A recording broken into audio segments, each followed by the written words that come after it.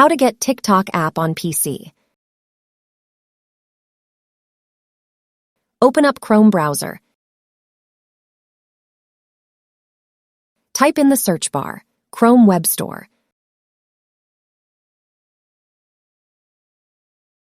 Open this first link up here. Go over here and type TikTok Mobile. Make sure you add mobile after TikTok.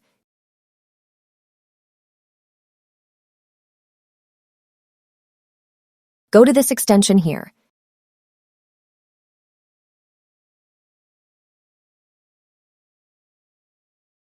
Add it to Chrome.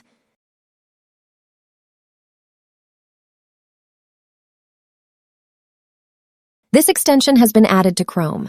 Go over to your extension tab, this puzzle logo. Push on it. Now go to this extension here that says TikTok Mobile View.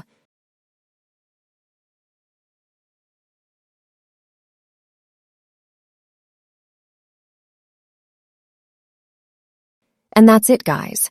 How to get TikTok app on PC.